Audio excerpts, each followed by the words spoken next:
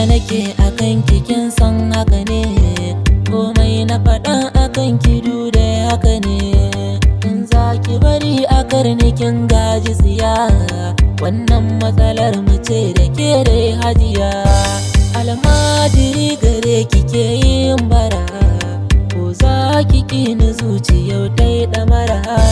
Wallahi kanki yanzu na doka kira, yarda na baki yin biya